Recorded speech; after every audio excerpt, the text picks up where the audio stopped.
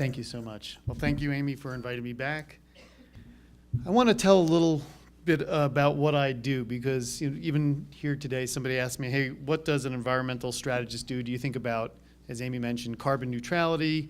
We have an energy goal that we're going to be 50% powered by wind, solar, and hydro, and that's absolutely a significant portion of the job and the work.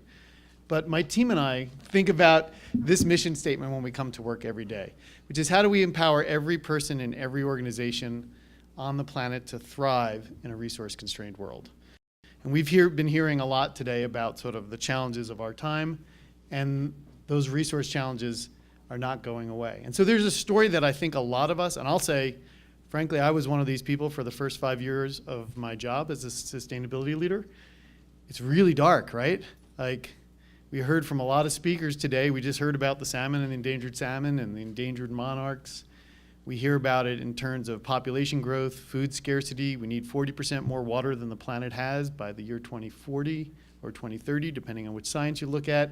Sea level is rising, and it's really easy to go to a dark place, right? But there's another thing that's happening, which gets me enthusiastic. And I think if I keep telling myself that old story, I do a disservice to myself and to the planet and to my kids. And so the story I tell now actually is a very different story, and it has a very different ending.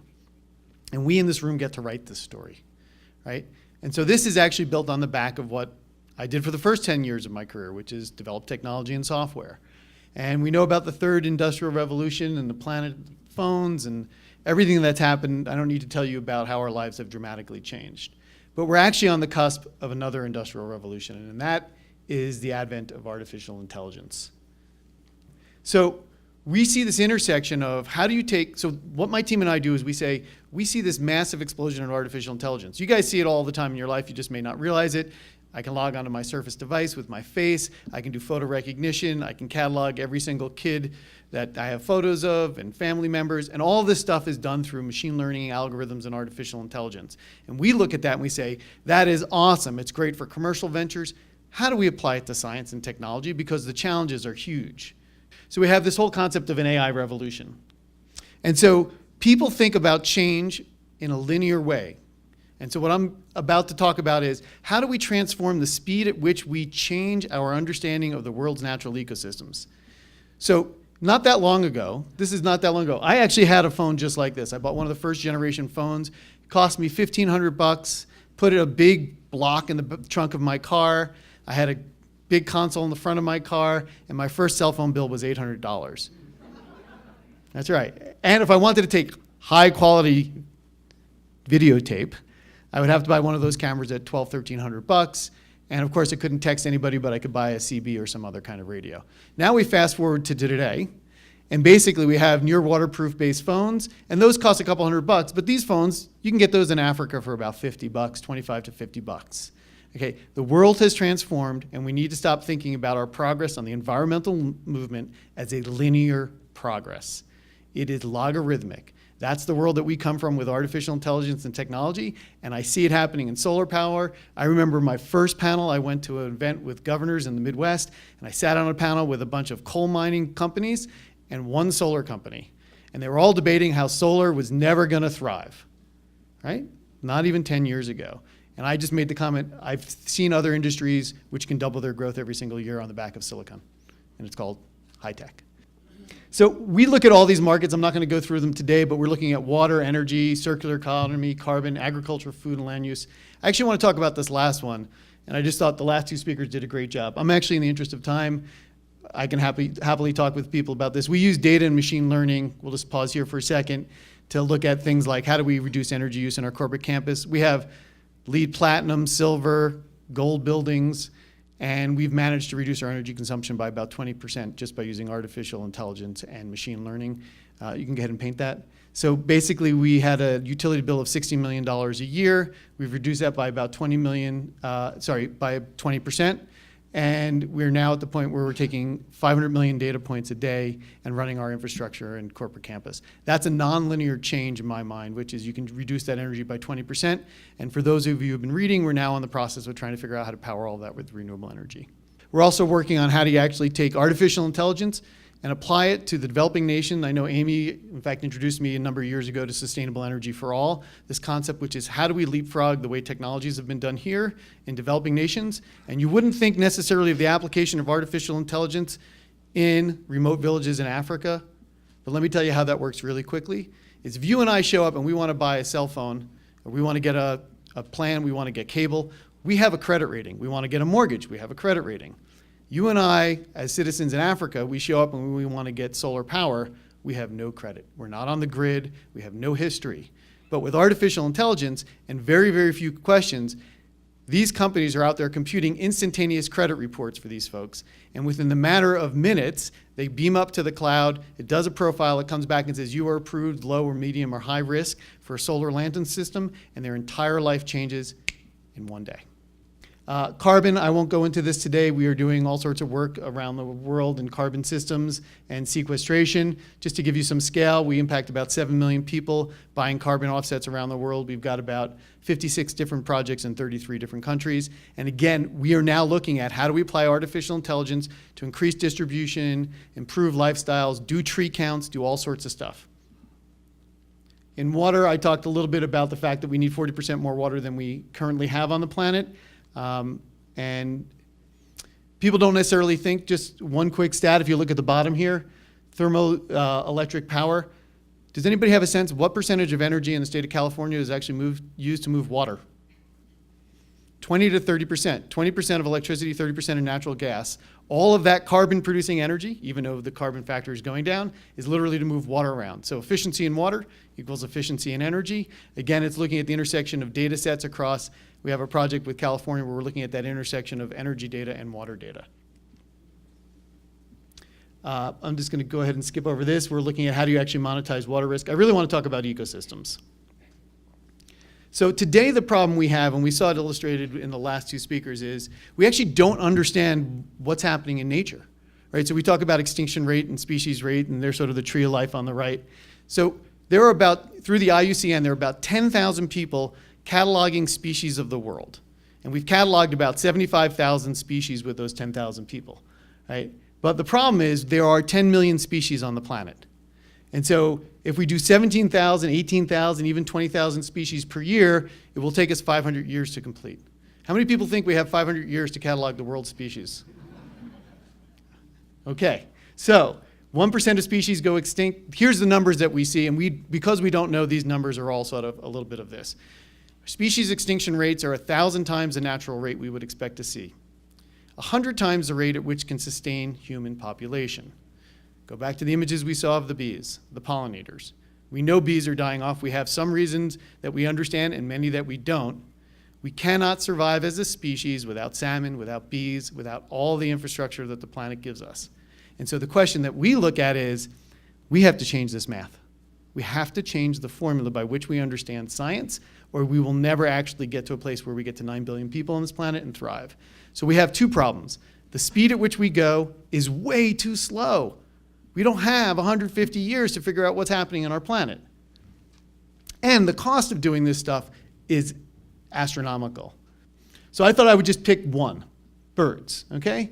So we said 50 years, about $1 billion a year, if we go ahead and understand the bird populations. Okay, and we have a lot of folks looking at birds compared to most species. To protect birds is about a $65 billion a year investment if we were to do it on a global basis today. And I'm going to talk about how I think this is going to change. Okay, so a couple of years ago I was invited, and we're going to talk about how we track species. So I was invited to a trip to go to Glacier National Park with Doug to go see how animal tracking of wolverines was done. And my kids were much younger at the time, and I said, hey, we're going to go to Glacier National Park, and we're going to track wolverines. And my kids were like, great. I'm like, no, not those wolverines, these wolverines. They're like, oh, they're so cute. This will be great. I'm like, yeah, no, actually, not so gentle. But these animals, the way you do it is you actually track out into the woods. You build these massive traps. The traps are like houses. They're fortresses because the wolverines will eat through any kind of trap within a matter of hours. And then they go and they do, this is state of the art. And all I could think when I saw this, I'm older than most people in the room probably, but all I could think of was the antenna on the back of my TV as a kid growing up, like walking around like this. And that's how we did it. We walked through the woods and looking for the radio collars, and you can see the radio collars there. And then there was a massive advance in technology, camera trap. And of course, once film became SIM cards, this is game changing, right? So now you've moved to a world where you can start to capture animals. But of course, you got to kind of guess where to put the camera, right? And you kind of hope that the animal walks by and that you get a good enough image when it walks by. You can say, is that the same one that walked by last night, or is it a different animal? So now I'm going to talk a little bit about how technology changes all of these rules. And this is state of the art for insects, right? So you catalog them, you have somebody comes through. So does anybody know how basically mosquito trapping gets done today? They put a bag out in the woods to look for mosquitoes, and you trap them all, and then you hire a bunch of postdocs, and they sit there with tweezers, and they go like this. I think that's this species, and they put it over here, and they go over here, and they literally dump a bag of mosquitoes on the table, and they try to figure out what's happening in the ecosystem and what's happening with bug life. So there are these two guys at Microsoft. They're about 30 years old. This is a new modern mosquito trap. And what happened was they were developing this concept for Zika virus. And the concept is by using computational power at the edge and cameras and sound detecting devices, it basically sends out repellent to attract mosquitoes. Mosquitoes fly in, you listen and you look at their wing beat patterns, and you can say, that's species X, that's species Y, that's species Z. The insects fly in, you record all the activity that's happening, and if it's an insect, in this case that carries Zika, you shut the door. And then as the trap starts to get full, it wires up to the cloud and says, hey, my trap's almost full, come get my mosquitoes, and then they sequence the DNA. And they start looking at the DNA and saying, hey, what's happening? And in a matter of hours, on 200 different computer, it'll run against all known organisms. It'll splice the DNA and look at the DNA of every mosquito and see every single organism that's been stung or impacted by that mosquito within 3 hours. Okay, so now all of a sudden the game is starting to change, right? You look at different models, you look at probabilistic stuff, all sorts of stuff become really interesting. It's like, hey, did you know in location X, the Zika virus mosquito is most prominent at 4:30 p.m.?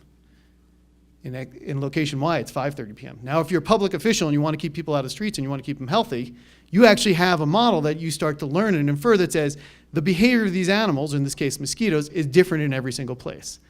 So now I'll go, okay, this is amazing, but this has to do with human health, which is awesome, and resiliency. How does it apply to animals? So these two guys who invented this come to my office and they say, we have this interesting idea. You guys have been, my team and I, we've been working with IUCN and Red Plus and all these sort of species modeling stuff. They go, mosquitoes sting mammals. What if we actually train the machines to look for mosquitoes who are stinging endangered species or any species you want? And since the DNA of each individual within the population is unique, we can actually start to do animal counts in every location where they're endangered species. We go, okay, now we're interested, right? And so I get super excited because now we're not talking about 150 years to catalog all the world's species. We can do 97% accuracy of prediction. We can use RNA and DNA models. We can train the machines. They can capture not just mosquitoes. We have a bunch of people who are now thinking about, well, how do we do this for bees and look at bee patterns and look at what's happening in hives.